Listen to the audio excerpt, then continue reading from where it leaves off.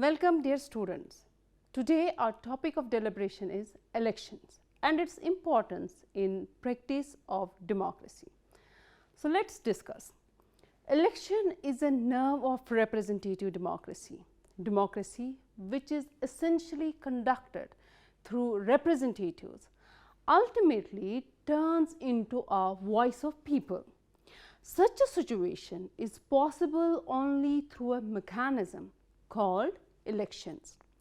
Elections makes not only a fundamental contribution to democratic governance, but also provide validity and sanctity to democratic governance. Election lays a foundation to defining modern democracy. In a brief period of election, voters become masters to determine or centers of legitimation of governing system. Rousseau says, people, he meant in America, are free once in 5 years. To examine the electoral process is therefore to analyze the central device which has made representative democracy a feasible and an acceptable power sharing system. Now let's come to the brief overview of meaning and mechanism of election. Now let's first see what is election system. Election system involves various processes and procedures for the conduct of election to form political system of a country. Election in technical terms involves procedures whereby citizens act as voters, exercise their political right to vote, are required to choose or elect their candidate contesting election. During an election, citizens may vote for their preferred candidates or political parties through various means such as paper ballots, electronic voting machines or you say EVMs, or mail-in ballots. Casting a vote is actually political decision making, wherein citizens of a country choose who should rule or hold public offices and represent them on their behalf. These representatives, after being elected, make decisions on behalf of people. Elections can take place at various levels such as local, state or provincial, national or international level. The procedures to be followed in election for electing a candidate is normally set by the constitution of a country. Now let's discuss what are the fundamentals of mechanism of election. Electoral systems translate the votes cast in an election into results, mandates or seats won by parties and candidates. It is a system of institutional arrangement and set of rules drawing out the schemes for a smooth and fair conduct of elections, how to hold elections in which people choose their representatives and be elected, hold them accountable for their performance in office. Bernard Grofman's 6 components of an election system. Electoral rules for a given office have several components. Bernard Grofman has identified 6 basic components as common functions to almost all election systems. These are determination of who is eligible to be on the ballot, for example, parties only or also individual candidates.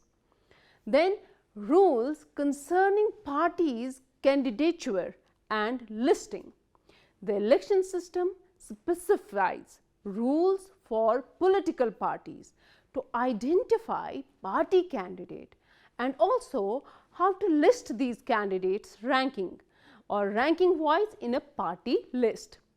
Specification of ballot type, delimitation of territory into constituencies or election districts, announcement of election timing and date rules for ballot aggregation, or we can say tallying rules.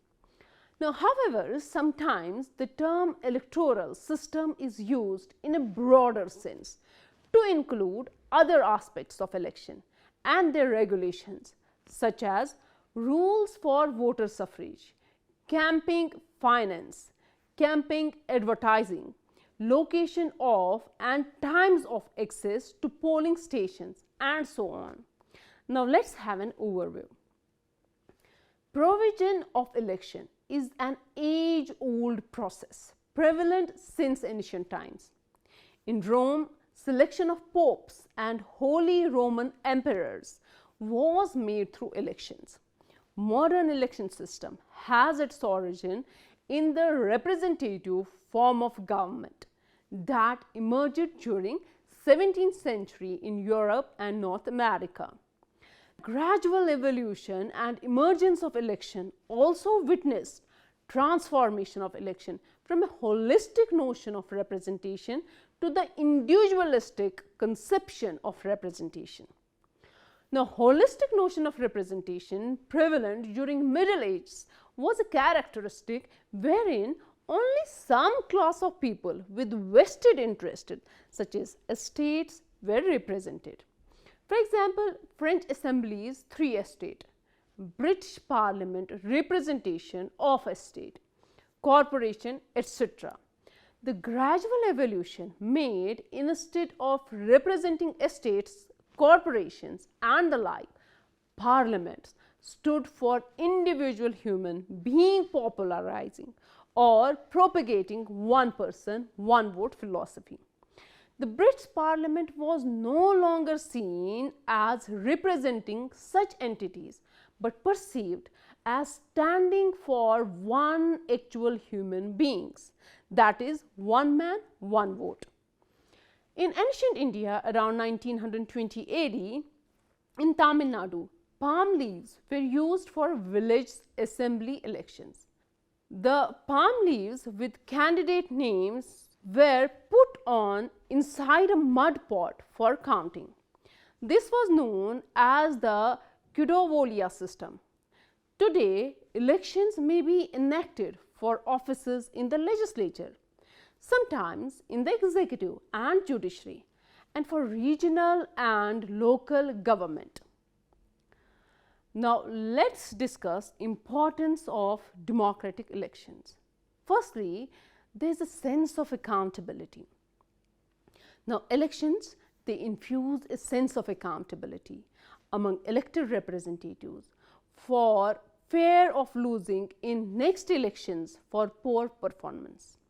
In this way, the capacity of an election system comes to play in the possibility of controlling our representative leaders by requiring them to submit to regular and periodic elections. It ensures responsiveness of democratic governments to the will of the people.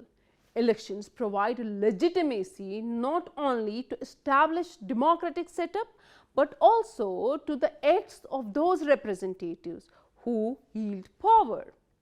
The second is competition elections. A competitive electoral process brings beauty to elections and guarantees through its competitive character the election of a candidate as representative to the democratic governance. Now, other one is the public opinion. Elections also serve as forum for the discussion of public issues and facilitate the expression of public opinion. Elections thus provide political education for citizens and ensures the responsiveness of democratic governments to the will of the people. Now, the other one is that the citizen-candidate interaction. Elections can be contentious and often involve intense campaigning by candidates and their supporters. During elections, political parties hold rallies. Candidates go on campaigning, which offer a common man platform for citizen representative interaction. Such an exercise serves two purposes. 1. People get to know of the issues that concern them, like the economy, social policies, and national security. Now, secondly, it helps common people to become more actively involved in political affairs of the country. Both of them are signs of a healthy democratic governance. The major national political issues become common talk and thereby direct or develop political orientation of common people towards their political system. The outcome of an election can have significant consequences for the people and the country or the region as a whole. Therefore, election is an important mechanism for the development of political culture and political socialization that leads to the political maturity. Citizens with political maturity, they bring quality to governance and hence makes it difficult for the governed lot to misuse public offices. Now, let's discuss the importance of working of different election systems. Different election methods or techniques are used for voting to elect representatives for governing the state. Each method or technique has its own importance. There are three widely known types of electoral systems: A. Plurality system, B. Majoritarian system, C. Proportional representation. First, let's discuss the plurality system or simple majority system. The principle of first past post is used in countries such as the United States, Canada, and the United Kingdom, and in India. In plural majoritarian system, a candidate, in order to win an election, must attain majority of votes, that is more than 50% of the valid votes cast. For such type of elections, the method popular or alternative vote system and second ballot system. In alternative vote, that's AV, voters rank candidates in order of preferences. Second ballot or two-round system, that's TRS, means holding a two-round of voting and the candidate with the most votes in the second round wins. TRS is used in countries such as France and many Latin American countries. Now, coming to the proportional representation, which is actually usually adopted for multi-member constituencies and has two techniques: list system and single transferable vote. This method aims to allocate seats in proportion to the votes received by each political party. The list system has been adopted by various countries like national elections in Germany, the Italian Chamber of Deputies, the Knesset of Israel, the Swiss National Council, and the legislature of Finland, etc. Single transferable vote. This is ranked choice voting method where voters rank candidates in order of preferences. STV is used in countries such as Ireland and Malta. Some of the important features provides the merit for democratic governance. First one is simplicity. The plurality method is relatively simple and easy to understand for both voters and election administrators. This simplicity can facilitate more and more voter participation and reduce the complexity of the electoral process. This simplicity can make it easier for voters to understand and participate in the electoral process. Now, second is familiarity. Plurality method, especially first past the post, has been used in many countries for a long time, and voters may be familiar with this method of conducting elections. Familiarity with the first past the post system can create a sense of stability and continuity in the electoral process, as voters are accustomed to how it works. Now, other one is that it encouraged broad-based parties. The plurality method can incentivize political parties to seek a broad base of support across different regions or communities, as winning in multiple constituencies is crucial to gaining power. This can discourage extreme or fringe parties and promote more moderate or centrist parties that appeal to a wider range of voters. Now, coming to provides local representation. Now, first past the post system is typically based on single member constituencies, where each constituency elects one representative. This can provide a direct link between voters and their elected representatives, promoting local representation and accountability. Now, this also facilitates quick results. The plurality method typically produces relatively quick election results. This can reduce uncertainty and delays in determining the outcome of an election, which can be important for ensuring a smooth transition of power and maintaining public confidence in the electoral process without the need for multiple rounds or complex vote counting method. This can lead to timely announcement of election results and facilitate a smooth transition of power. Now, it also promotes a two-party system. First past the post tends to promote a two-party system.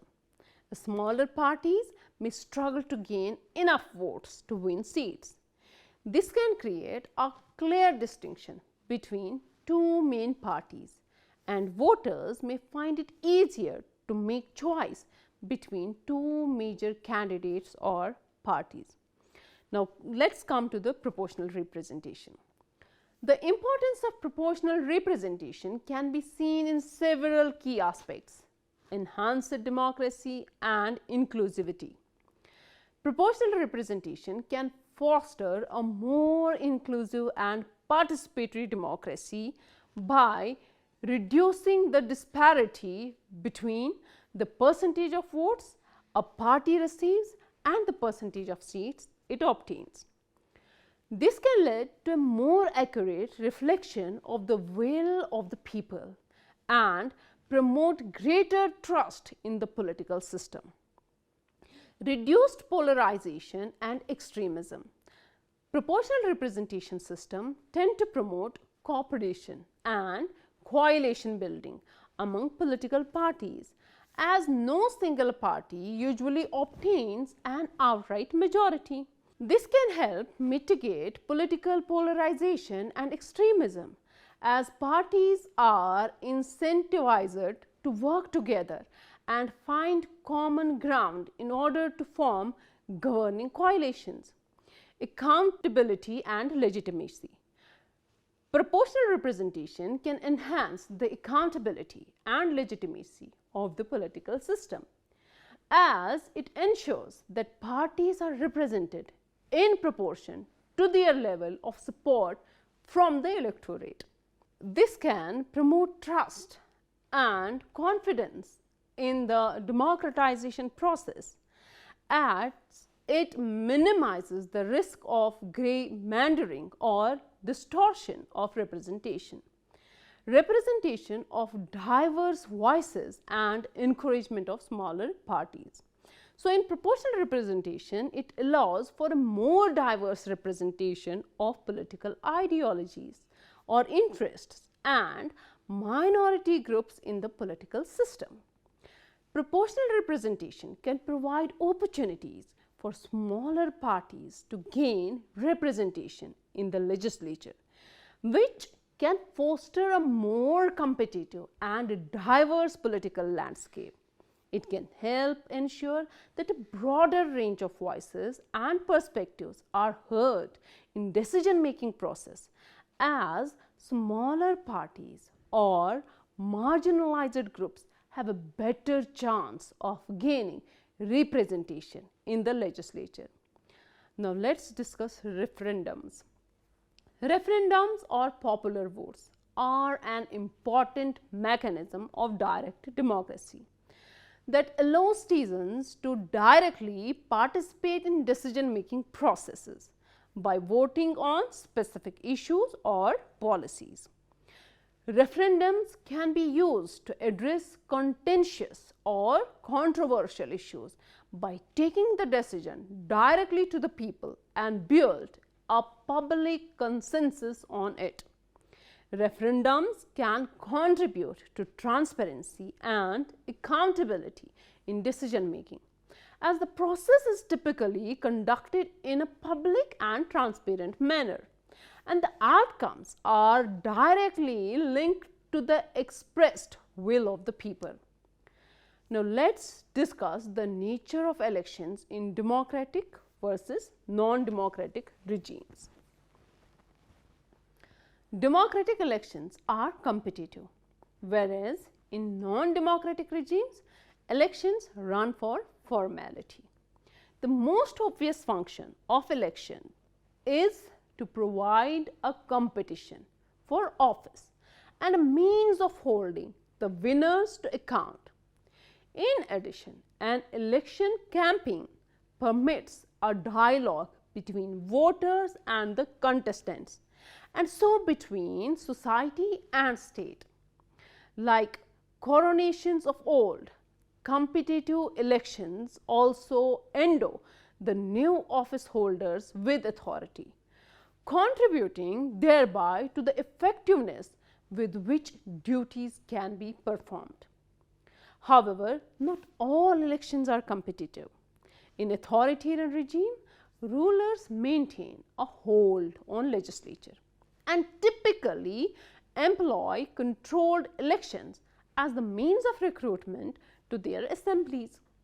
These non-competitive elections sometimes provide a measure of legitimacy through international monitoring community, as well as a panel of docile representatives who can safely be permitted to raise harmless grievances emanating from their local areas.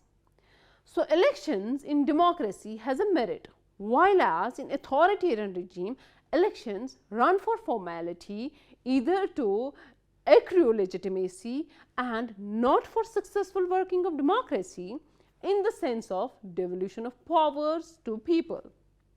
Now let's see how elections work in third world democracies as founding electoral democracies.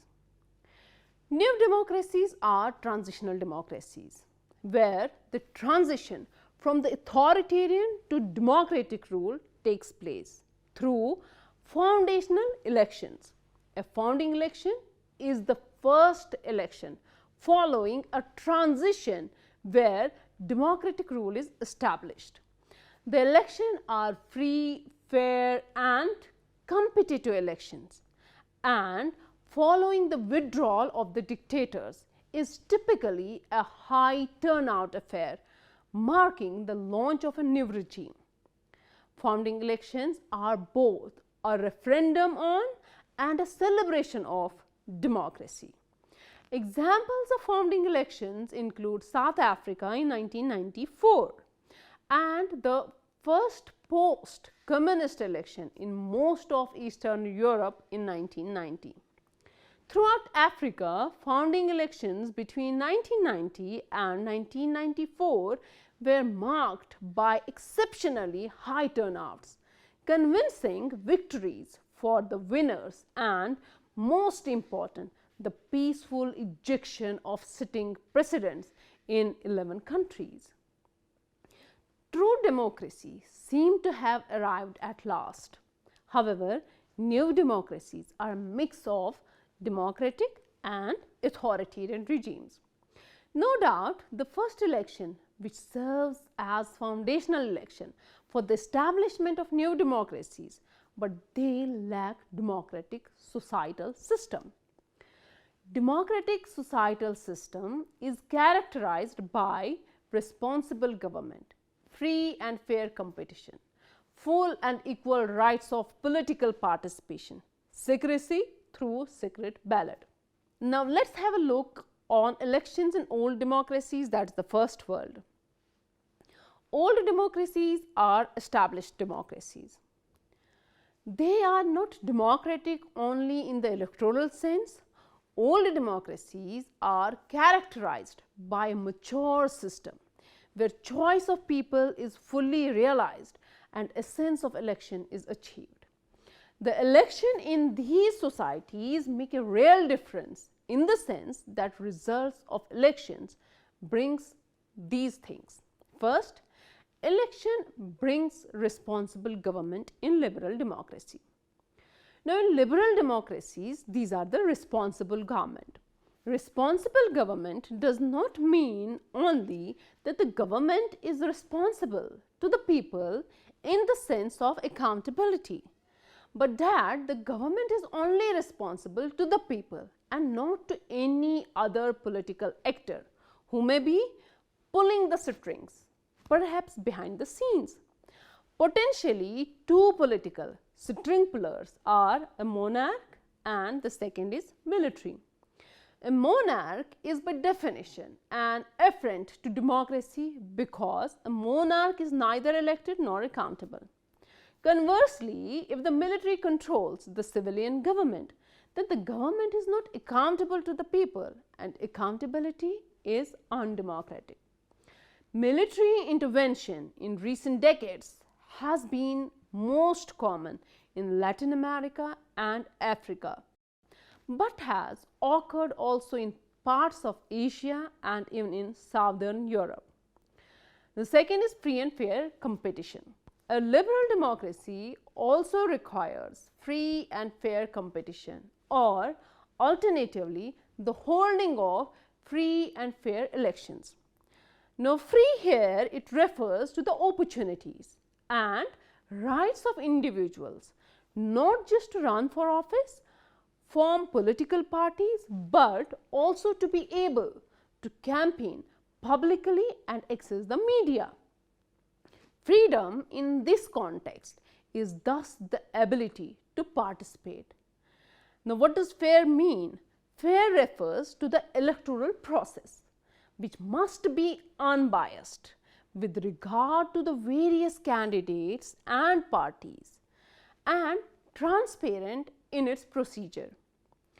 Harassment of opposition candidates, bribery, vote buying, or alternatively coercion and intimidation of voters, obstruction of opposition supporters, access to the polls, including having significantly fewer polling stations in opposition areas, manipulating voters' list, for example, by removing opposition supporters or paddling the list with dead or non-existent government supporters, stuffing individual ballot boxes, pre-marking ballots, and the manipulation of vote totals are all examples of unfair or biased electoral practices.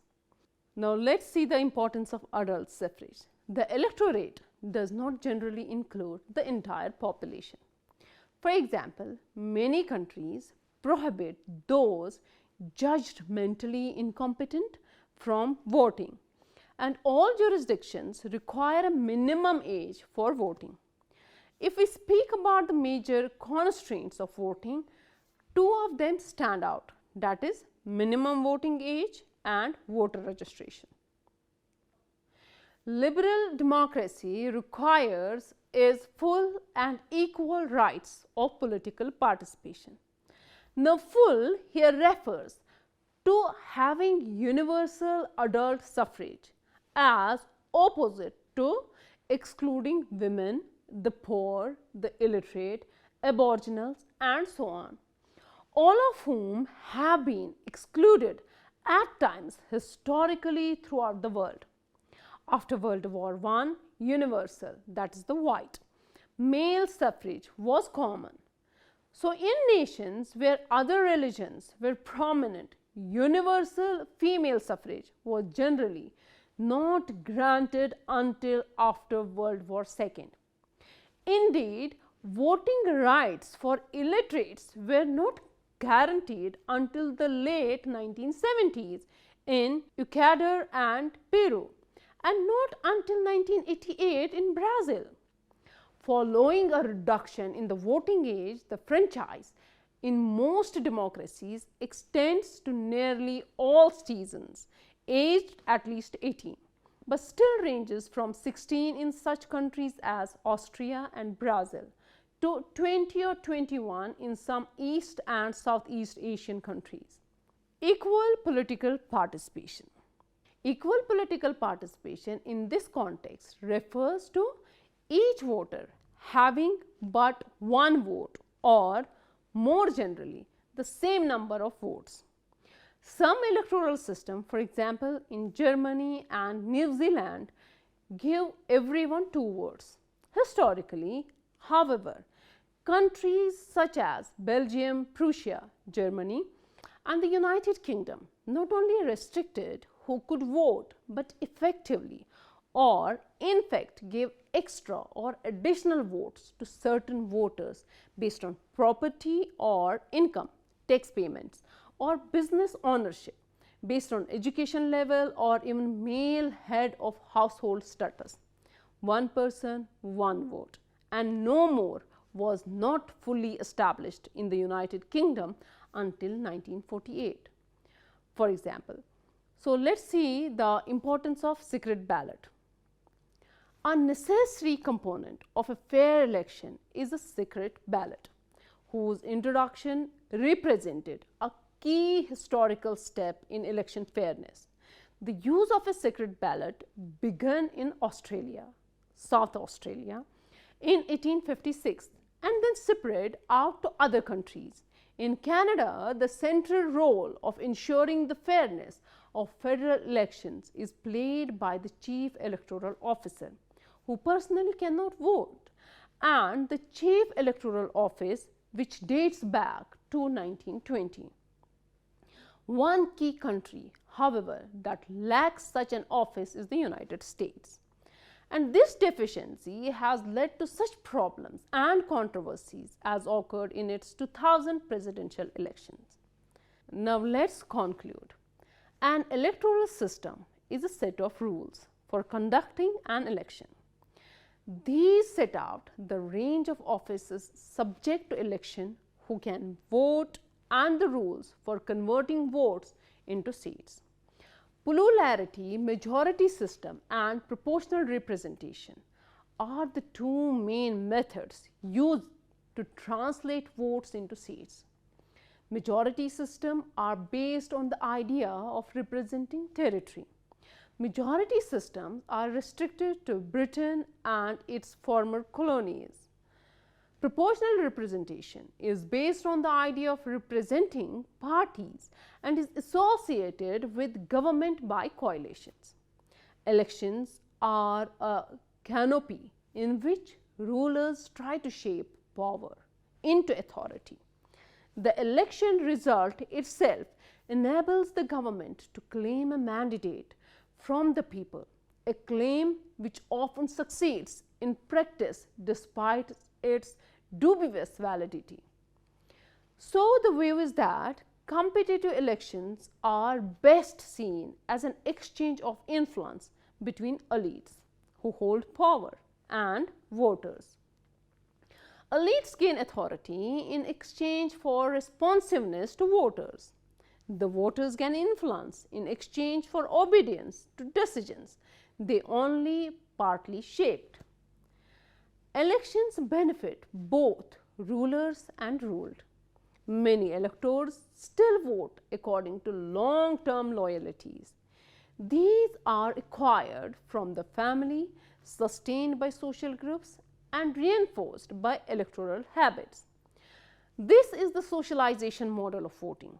However, partisan de-alignment means that party loyalties are weakening in many democracies. Electoral volatility is increasing in some countries as electors respond more to new political developments. Election system is a system which comprises a whole range of rules, processes and practices, institutional and otherwise, that play an important role in electing representatives to form government of a country. Elections are probably best seen as an exchange of influence between rulers and ruled. Voters exert some influence over government in exchange for obedience to decisions they only partly shaped. Elections in liberal democracies are often seen as bottom-up institutions which enable the ruled to control the rulers. But they can also be viewed as top-down affairs, enhancing the authority of the government over the governed. Elections under communist rule gave voters little, if any, choice. Their function was to demonstrate the party's control over the people. Post-communist states held competitive elections to help confirm their legitimacy. The umbrella movements which had overthrown communist rule won many of these founding elections. Most communist parties won less than 20% of the vote, but they won re-election in Albania and after internal reforms in Bulgaria. Elections carry less weight in the third world. In the past, elections were generally uncompetitive. Any competition was restricted to individual candidates rather than parties. The transition to democracy in parts of the third world in the 1980s did raise the significance of elections. However, competition between parties or policies is still relatively unimportant. Poverty and inequality mean voters still trade their votes for a degree of protection which local patrons provide. This was all about elections, its importance. Thank you. Have a great day.